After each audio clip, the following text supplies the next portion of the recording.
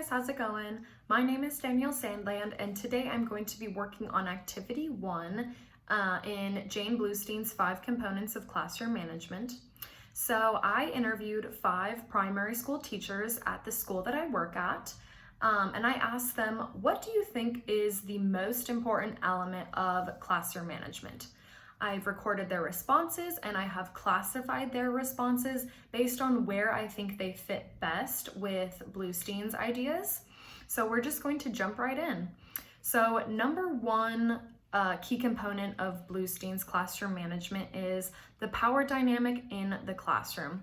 So this basically states that, students know the goals and intentions of the classroom, positive communication is encouraged, and conflicts are prevented rather than solved. So this, in my opinion, is all about the relationship, communication, and goals of the students and the teachers. So teacher A was classified in this group. So I did teachers A through E. So teacher A stated that establishing a good relationship with the students is very important. I chose to classify this teacher here because having the authoritative mindset does not really promote having positive communication.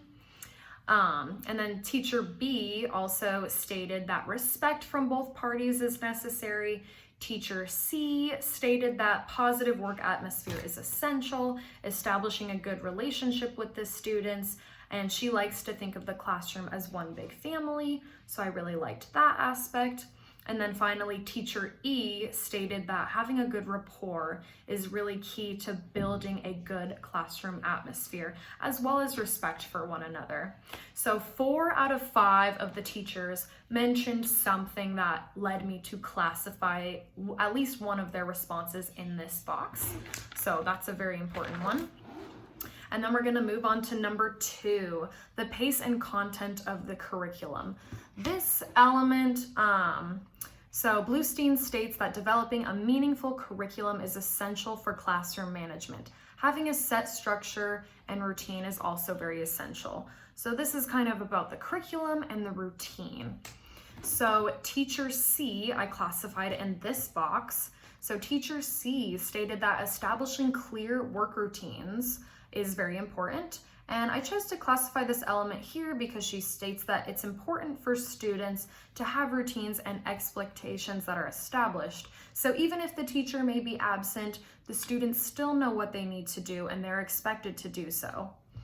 And then teacher E, I also categorized in this box. So teacher E said, set routines are essential. Good planning and organization is also essential. Okay, so 2 out of the 5 teachers we were categorized into that box, number 2. So let's move on to number 3, the social and emotional climate of the classroom. This section talks about rules and how strict rules are not necessarily the best way to get the desired behaviors from the students. So she encourages less rules and focuses on desirable outcomes instead. Also, less punishment and more responsive language is encouraged.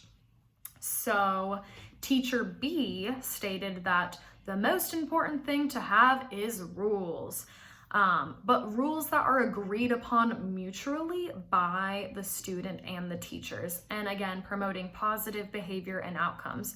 I really liked what she said about rules that are agreed upon by the students as well as the teachers, because when you kind of have that mutual respect for each other and you allow the students to kind of decide what are set rules and can I follow these?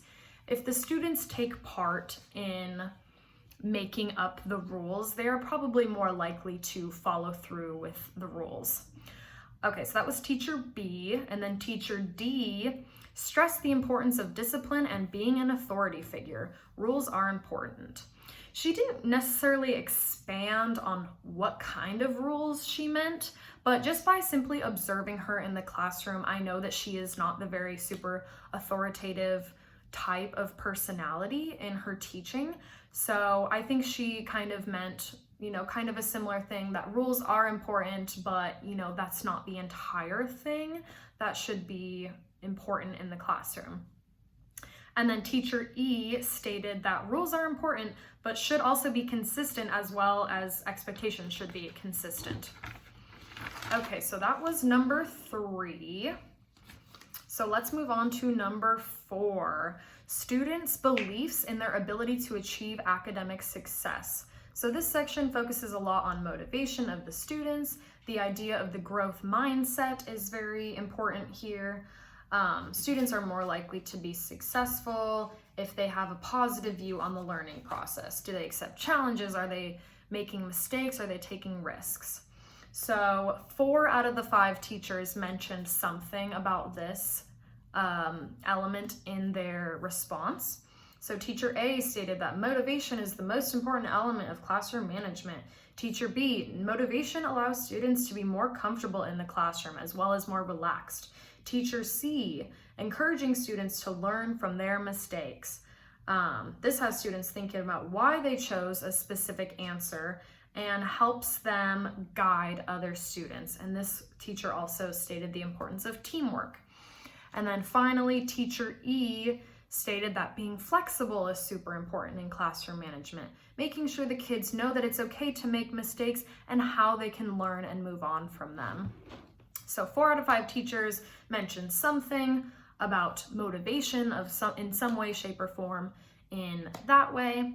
And then finally, the 5th key component in Bluestein's classroom management is the methods of instruction that make sense to the ways individual students learn.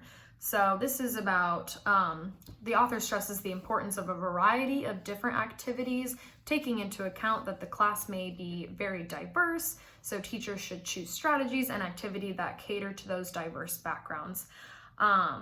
So teacher C stated that encouraging students to be aware of the diversity within the class. She also stressed the importance of thinking creatively and giving multiple different strategies for solving the same task. So I really liked how she mentioned this.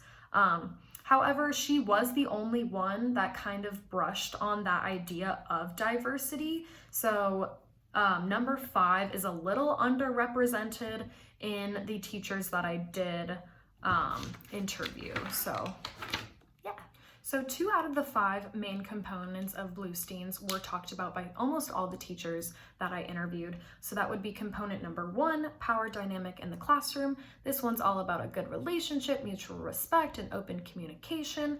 And then component number 4 was also very popular.